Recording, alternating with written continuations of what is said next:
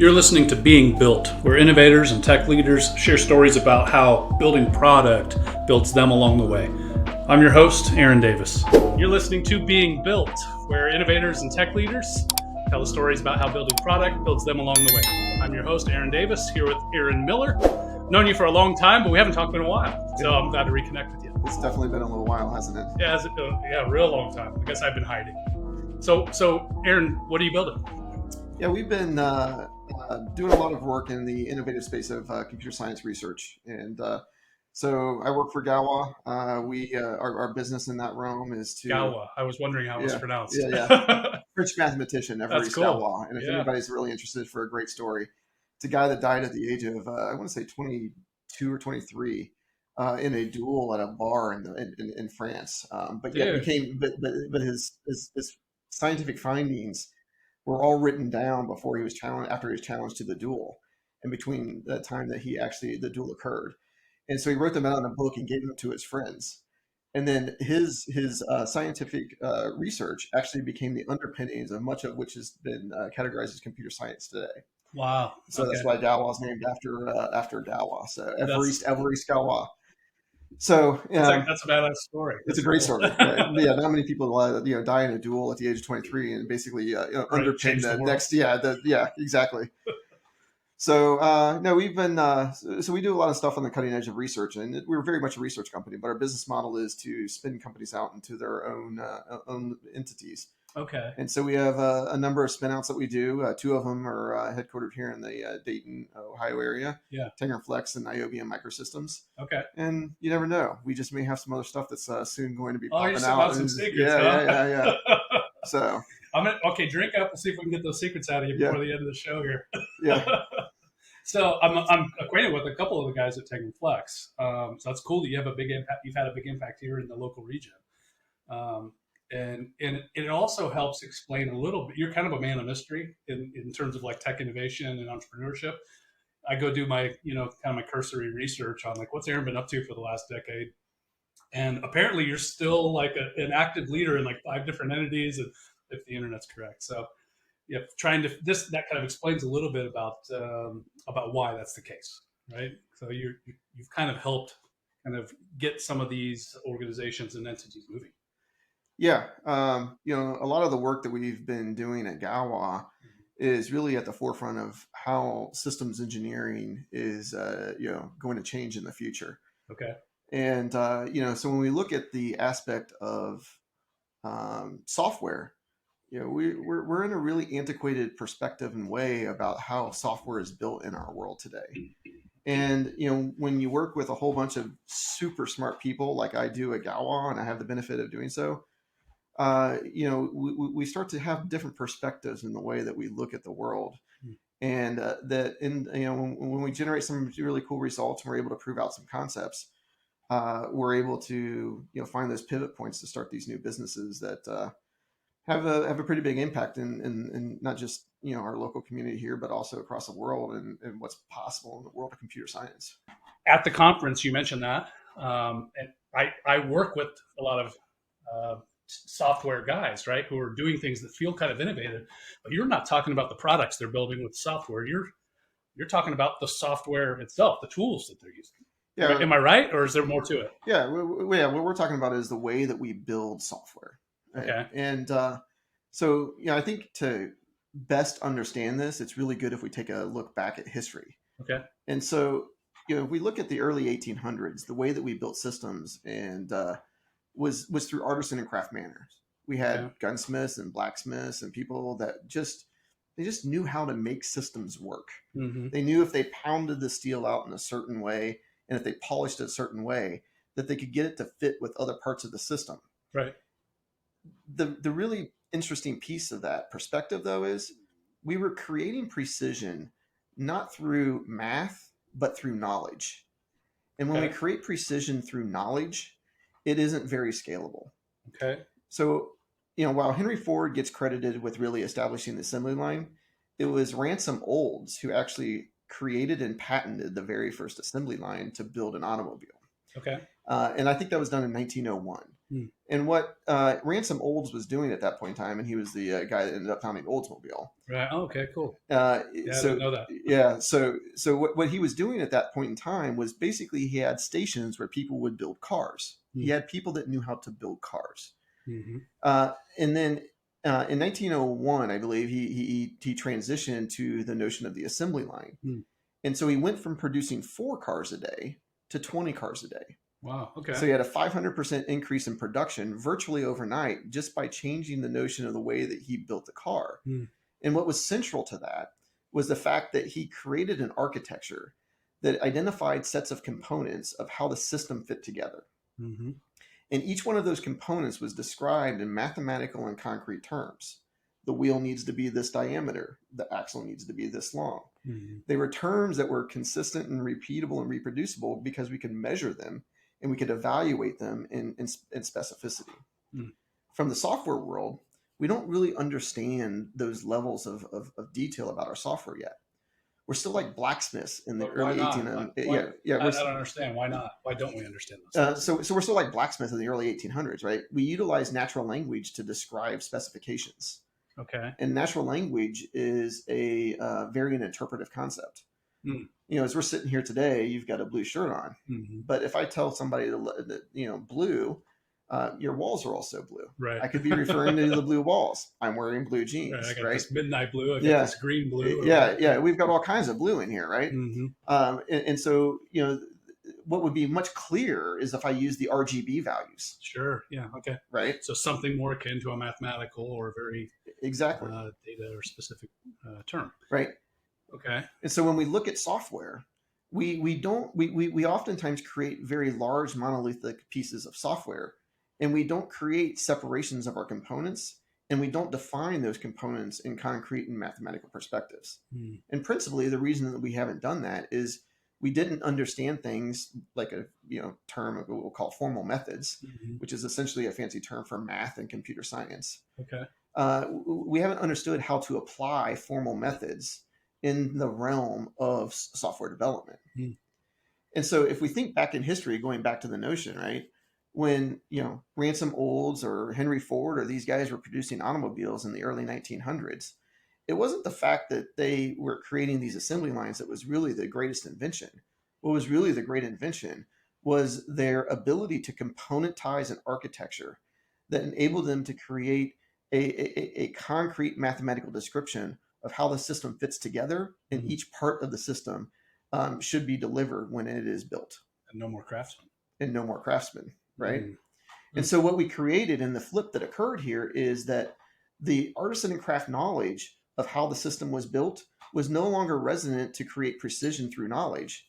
It was precision through math. Mm-hmm. And so for the next 110 years until the time that we have today, we've been working and utilizing statistical methods such as Lean, Six Sigma, failure modes, effect analysis, and a whole bunch of other stuff that enable us to incrementally make improvements on the precision, accuracy, the time it takes us to build things, and the expense that it takes us that we incur to manufacture items. Mm. And utilizing these statistical methods, we've incrementally made these improvements over the last 110 years.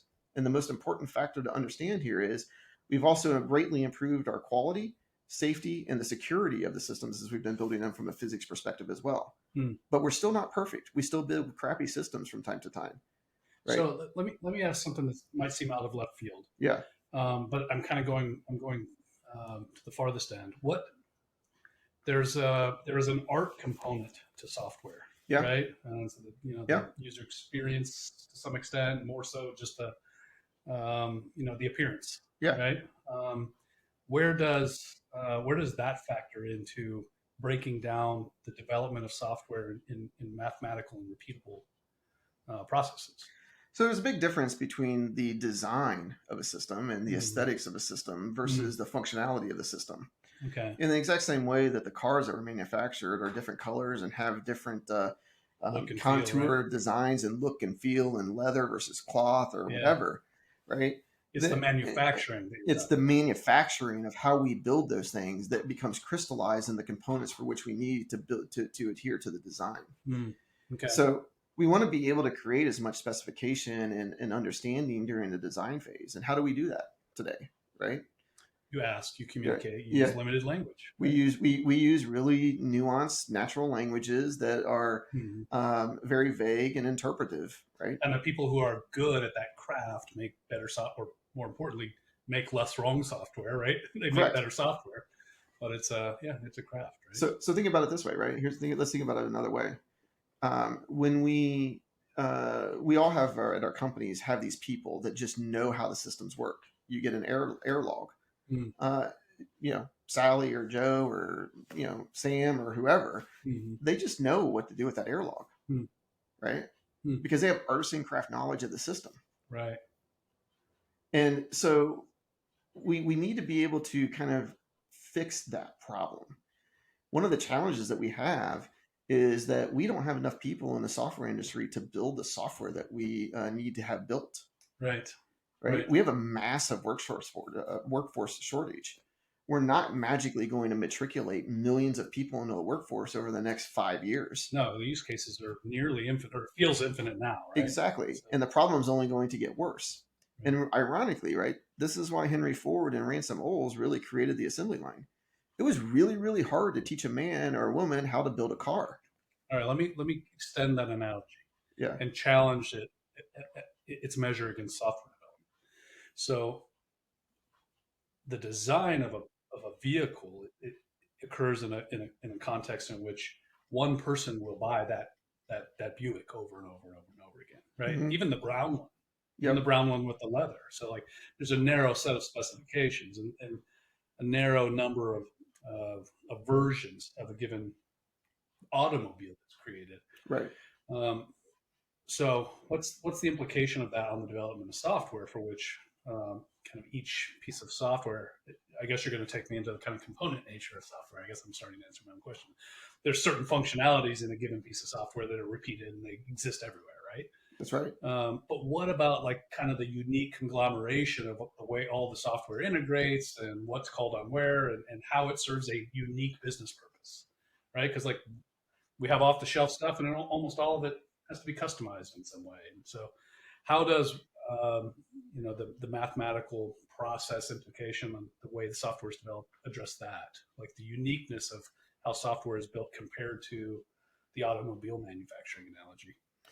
Yeah. So that's a good That wasn't question. supposed to be a gotcha. No. So, That's a good question. mhm. But in reality, artisan and craft doesn't have to go away. People Okay. still buy Rolls Royces today, Yeah, true. right? Very, very limited But manufacturing. yeah, but and they're all customized Hmm. in very nuanced and precise ways. Okay. But we pay for that dearly, right? Mm. The cost of a Rolls Royce is a Mm. lot more than the cost of a Chevrolet Malibu, True. Yeah. right? Okay. And so that's okay, right? But we're at a point from the software perspective where, let's say that I was the leader of various organizations. Hmm. I want to start to really identify where I can create repeatable, reproducible, and componentized principles and architectures of how my system is going to work, Hmm. right? Because one of the other challenges that we have in the notion of componentization is that how do I measure quality in Mm. software? Okay. It's really easy for us to test software to make sure that it does what it's supposed to do, Okay. right? You're just measuring glitches, right? But how do I measure that software doesn't do what I don't want it to do? Right. Okay. Right. So what we ultimately want from a software perspective is we want our software to do what it's supposed to do, only what it's supposed to do, and absolutely nothing else. Hmm. Testing what it's supposed to do, I think we can figure that out in today's practices, Hmm. right?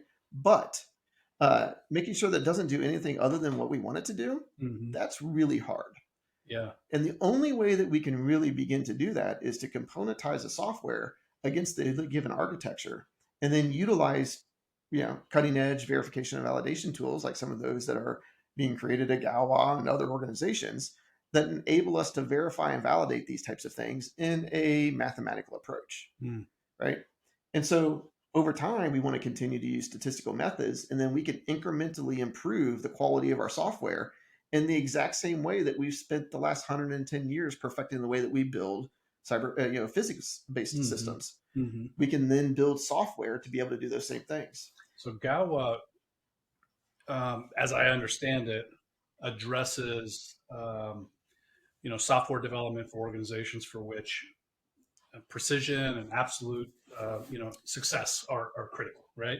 So, I don't know if I'm articulating that exactly right, but um, what industries are you beginning to apply this principle in? So Galois really, we do research to create programming languages, tools, methodologies, protocols, and processes Okay, so that other people can create the software that they want to create, interesting. right? Okay. And are we doing that for all industries? No, absolutely not. I think right now the people that really, really care about whether their software is right is typically our federal government. Okay. We've also done work for Amazon and a number of other customers. Right. There's a More great, users, more sensitivity. yeah, more There's more at users. stake in a Exactly. given failure. Right. So there's a great use case out there, and about the work that we've done for Amazon Web Services Mm. around their S2N stack and verification of the cryptography that we've done in that space. Okay. And so as we really look to kind of what's next, right? We're really, really interested in being able to create programming languages, tools, methodologies, and protocols that's going to help people build better software systems. Mm-hmm. So where do you see that? What's a use case you can see that playing out in that you're not tinkering with? It's not Amazon. It's not the federal government. What's another potential application where you think there's a strong need, where it seems to be a clear fit? So cyber physical systems is the most logical place to go. Okay. Anytime we're building things that involve, where the manifestation of the behavior of the system is going to be driven through software in a physics-based environment. So think like medical devices, automobiles, airplanes, smart city technology, et cetera, et cetera. Yeah. Right. Stuff that can cut people or crash. Right. Yeah. Right. So, one of the really interesting aspects of this is that's where we get into levels of scale, right? Software is in every automobile. Okay. Right. Medical devices is, it requires repeatability and reproducibility, right? One of the things that we struggle with is basically being able to create both precision and accuracy with software. It's one thing to be precise, but it's another thing to be accurate. I may be able to produce the same thing over and over and over again, but it's really, it's a different perspective if I try to create precision and accuracy, right? And so if I go back to the analogy of this, assembly line perspective, one of the things that we used to do is create precision through knowledge and not math. I've mentioned that a couple of times now, right? So if a blacksmith is creating his own system and building those own systems, each system was independent, and we really didn't get into the premise of reusable parts, right? Or exchangeable parts in systems until Eli Whitney made some inventions that enable us to kind of tackle some of those perspectives, right?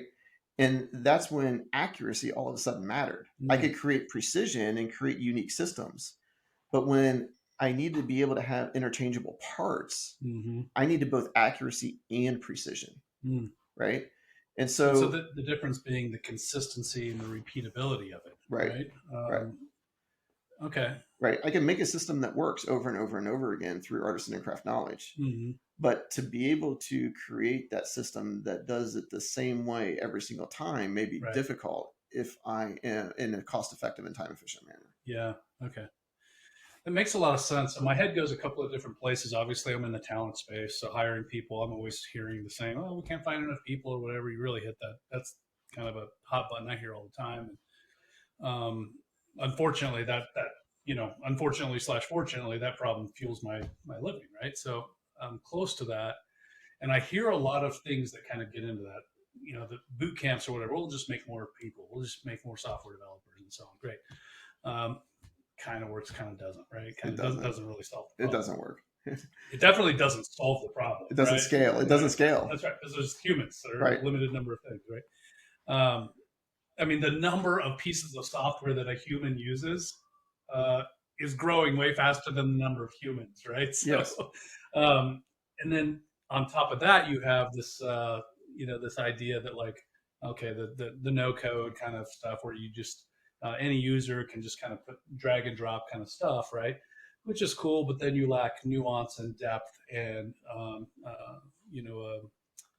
a functionality limitations or whatever. You have very kind of like surface level capabilities that work for a couple of basic applications, but not for more sophisticated, more high value things that need to be done with software. Right.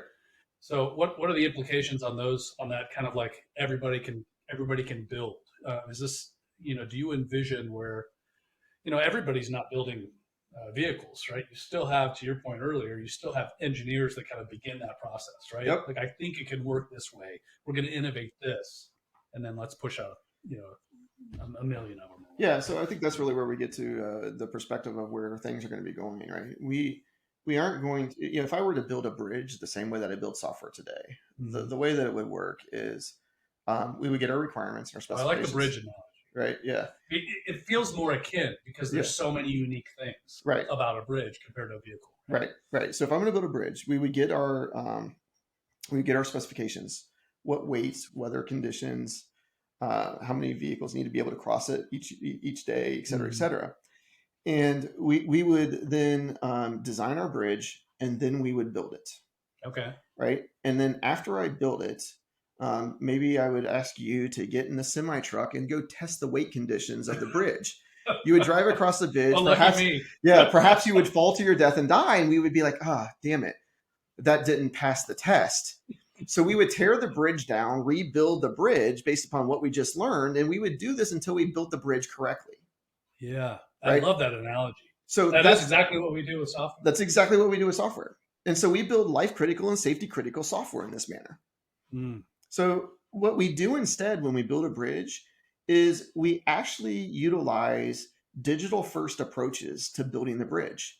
We design it in architectural and CAD software, and I don't know all the details, but we do these evaluations to make sure before we even print out the blueprints of the bridge that it meets the specifications for weight requirements, that it meets standards that have been set forth in the building practices, that the number of cars that need to go over it each day are going to meet the threshold, and that the weather conditions that it would have to withstand or environmental conditions like earthquakes or high winds or whatever are going to be met. We make all of these evaluations through models and simulation before we ever actually print the blueprints. Yeah. Yeah, and nobody's driving a truck over a maybe. No, right. And so when we're satisfied that we have met all of these thresholds, we then create sets of architectural renderings that, quality workers, but not people that know how to build bridges build. Sure. Right? Yeah, that's right. There's people that know how to lay concrete. There's people that know how to put steel in place. There's people that know how to. Component-based skills. It's component-based skills, right? And we rely on these trades to be able to build these bridges, and we utilize professional engineers that understand the safety, security, and architectural requirements of how the bridge is supposed to be constructed to evaluate them and certify the construction as it is built. And that scales. I love that vision. And that scales, right? Because now the person that does know the intricacies of how to build a bridge is responsible for the certification and analysis of the bridge, but not the building of the bridge. They may be called in when a problem exists, sure, but not to take every single step because they're the only ones that know how to build the bridge, right? So in the software world, we're going to start to go down this path of digital first model based approaches to building software, right? We need to be able to evaluate things as far left in the engineering V diagram as possible. And we want to prevent building code that we know is just going to fail when we test it. Right? So what do you say to those who would argue that you can't possibly know what the specifications are in advance?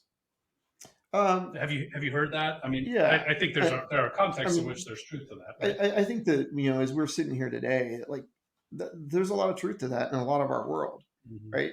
But at the same time, when Henry Ford and Ransom Olds tried to go build the first automobile, they didn't have the specifications either, right? It was all done through artisan and craft knowledge. Sure. But what they were able to do was iteratively capture the artisan and craft knowledge and create mathematics that began to describe how these pieces of the system needed to be built.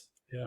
What we do in the software world right now is we just keep doing the same thing over and over and over again, and we expect different results. It's Mm-hmm. called idiocy, is what I think my parents told me when I was growing up. Like, you know, don't do the same thing over and over and over again and expect different results. But yet in the software world, we have that V diagram and we just seem to do the same thing over and over and over again. Mm-hmm. We really need to start to look at different ways to build our software and find the little areas where we can be able to create precision and accuracy through mathematics. Mm-hmm.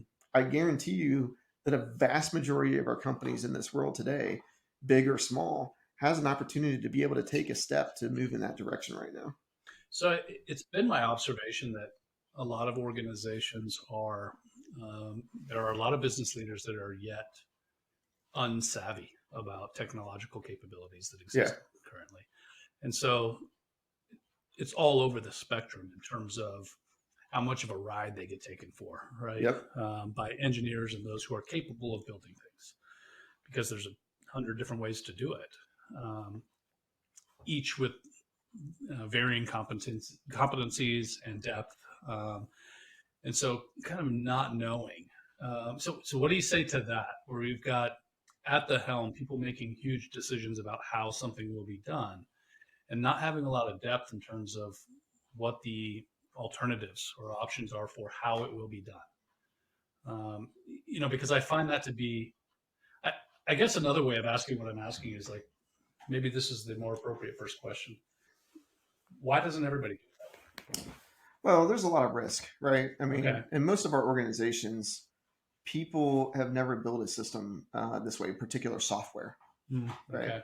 And if you look back, and a lot of people thought Henry Ford was crazy, in the fact that he was going to create this automated conveyor belt that was going to move the car along through the process, and that there's no way that quality automobiles would ever be able to be generated off of that premise. Mm-hmm. Right. Yeah, well, it turns out Ford might have been right. I mean, like, what we've done through the course of this time is we took these artisan and craft knowledge, we've utilized repeatable processes, we created component oriented architectures, and then utilized statistical methods to create precision and accuracy to the point where we now are automating the assembly line. Sure. Yeah. Right. You got robots doing it and software, Right. controlling those robots. Right? And so, there's and right now organizations are really stuck because the decision makers have to make a decision. Right now, I have $10 million to support my software practice. Mm-hmm. And right now I'm spending that $10 million on software maintenance and sustainment. And I know that I'll get X output if I just keep feeding the system the way that I'm doing it now. Mm-hmm. And it takes guts for a leader to come back and say, you know what, I'm going to spend $5 million on digital first advancements in our ecosystem for software development. And I'll take the other $5 million and we'll keep making software standard maintenance and sustainment changes. Mm-hmm. Right. Yeah. Because it's less predictable because they haven't done it before. They haven't done it before. And there's a cost of an investment, and the ROI is unknown to them at this point in time for their specific situation. Mm-hmm. And so, in that realm, I think, we need leaders to step up and recognize and take the risk that says we got to do something different, because I'm either going to get better or get worse, but we're not, trying to do the same thing and stay the same. It's not a good thing to do. What's in it for them if they do? You would suggest that they can function with a smaller team of more elite capable engineers, right? Yeah, exactly. So what we can do is we can begin to, if we take these digital first model based approaches to software development, we're going to get to a point where it makes maintenance and sustainment more predictable for our software and lowers the overall lifecycle cost of our software. It reduces the number of highly skilled, nuanced artisan and craft software engineers that you need within your ecosystem. It enables companies to retain and capture the inherent knowledge that sits within their workforce in ways that become more owned by the businesses versus the people that work for them. Right? It's a body of knowledge, not knowledge inside bodies. That's exactly right. Right. And so the return on investment here is that you have to make these investments. It costs a hell of a lot of money to build the very first assembly line. But there was a risk to that ROI. And we're at the exact same point in the software world right now. if you want a different result and you want to make the improvements, business leaders need to make the investment. So what does that assembly line look like? I liked the bridge analogy because it's a picture of what that looks like. You've got an engineer who designs the specs and does, there's soil surveys and measurements, and you're thinking about traffic and size and weather and all those fun things, and you assess and you account for all these measurable variables, right? Right. And then you take this kind of like known mathematical body of knowledge and you design something. Yep. So what does it look like? I like that analogy is very different from the assembly line. Yeah. But in the assembly line, what is the assembly line application of, or maybe the bridge analogy is better. What does that look like in the software world? Yeah, so we have to get to the point where we can do digital first approaches to the software world. Okay. So there has to be investments into the tooling and to the infrastructure to build models of software and to acquire the resources that know how to use those assets, right?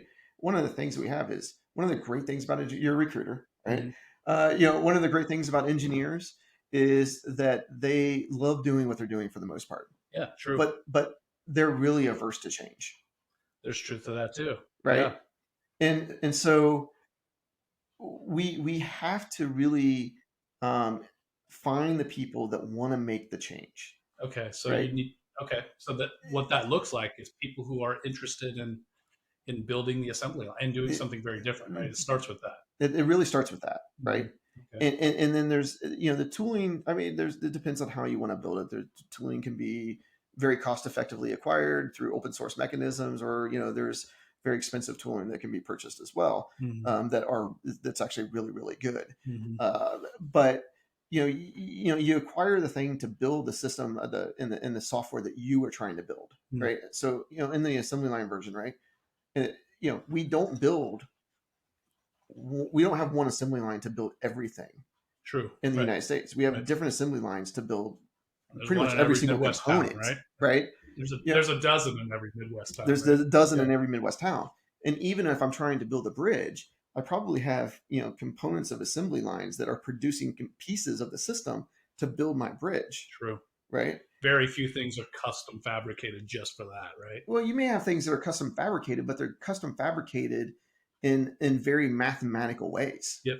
Right. Yep. That enables the development environment for which those things are being fabbed to be built within the tooling and infrastructure that sits within that paradigm. Well, and so I-beams came to mind, right? As exactly. We're talking about bridges, right? Like we use I-beams everywhere. I think there's some in my basement, right? So you use there become in the physical infrastructure world, in buildings, for instance. We're talking about bridges. Building materials and the way that buildings are built, I would argue, changes pretty slowly. Right? New tools and technologies and capabilities for putting a building together changes pretty. I mean, a building that's built today, a house that's built today, is not that much different than a house that's built 100 years ago. There's a bunch of things that are better or whatever, but it's kind of like incremental. Exactly. We're still building them out of wood sticks and drywall. Right? Incremental is a great term, and I think it's really important for us to remember that. Yeah.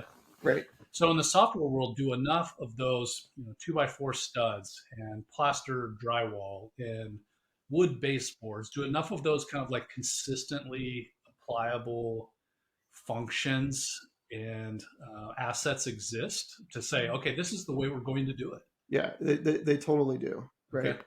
And so that's anything from the cryptography that we use within our systems, which is a really almost a necessary thing in the world that we live in right now, to the different APIs or interface software that we utilize to make different pieces of software talk to each other.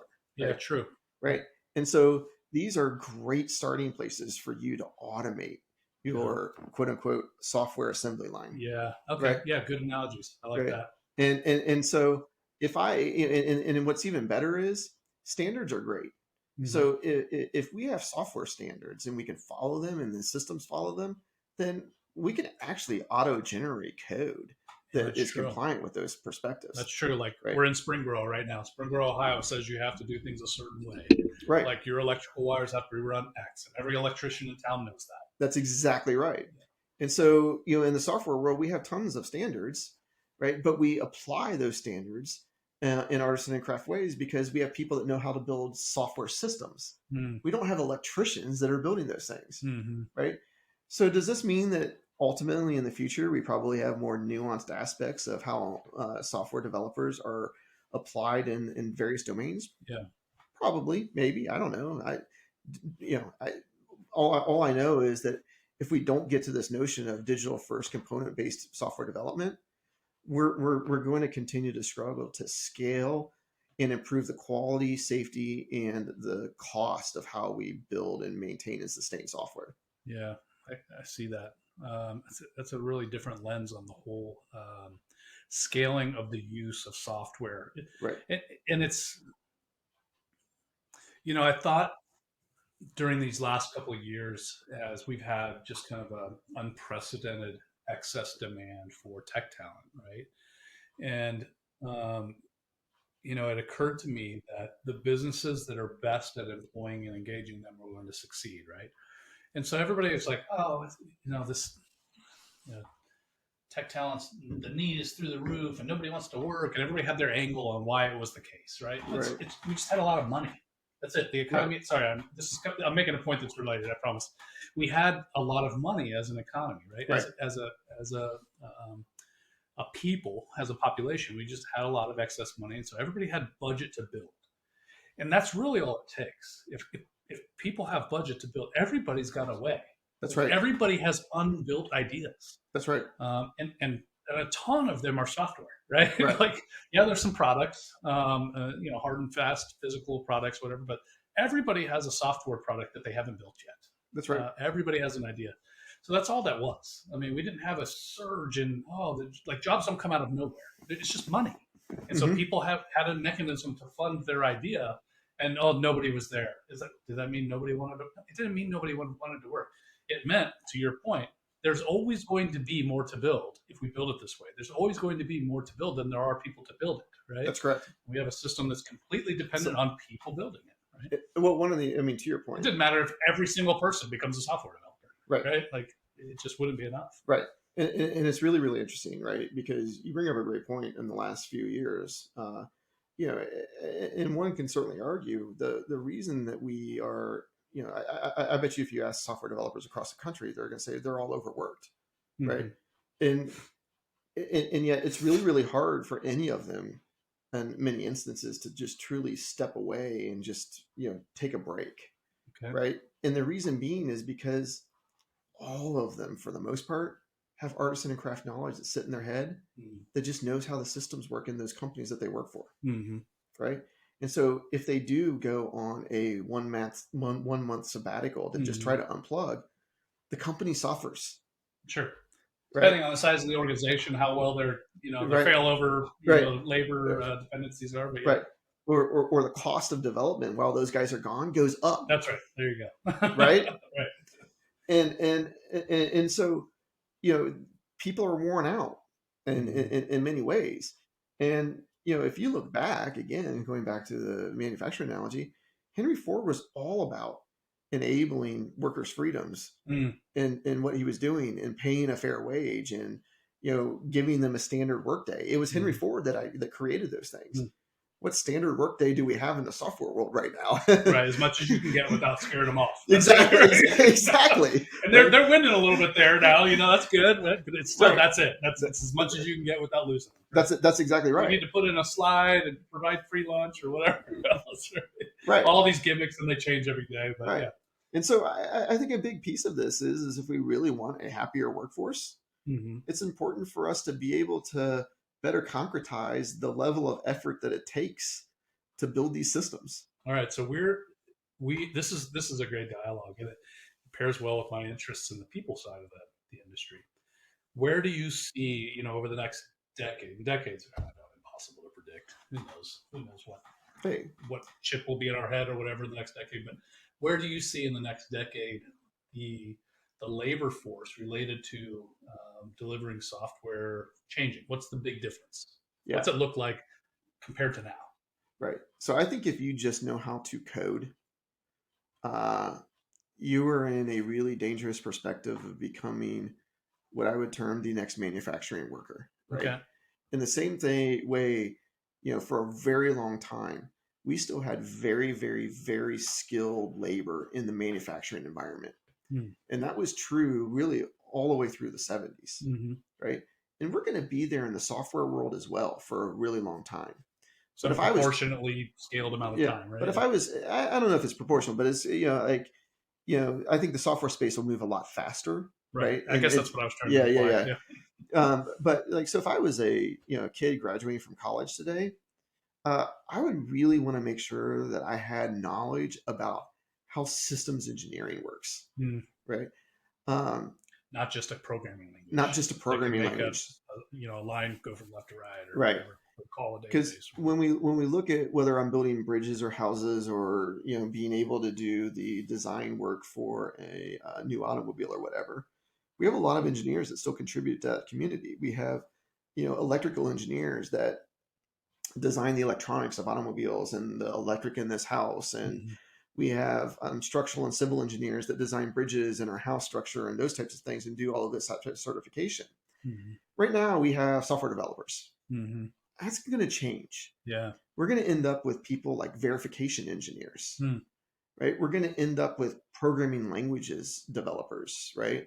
We're going to end up with software design architects that are a little beyond what I think a standard architect's kind of defined as today. But Mm-hmm. people are going to continue to have these. We're going to continue to rely on this type of knowledge, but knowing a programming language, being hired out of school to just be a programmer, Mm-hmm. that's a trade. Yeah.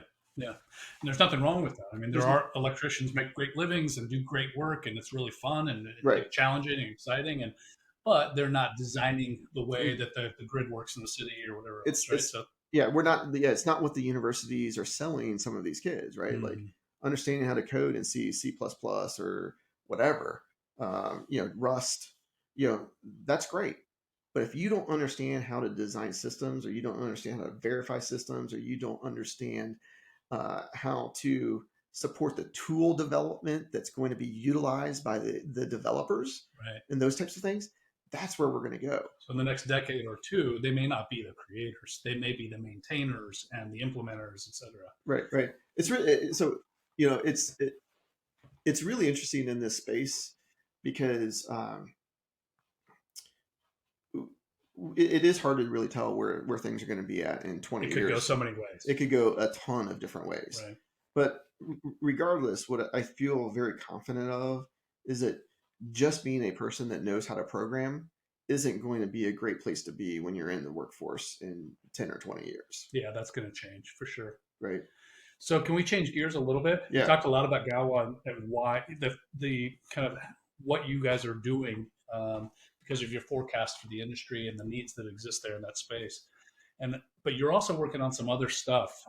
When I saw you at the conference, this complete change of direction here in the conversation, but I wanted to kind of work in a question or two about that too, because I thought it was really interesting what you were doing. Yeah.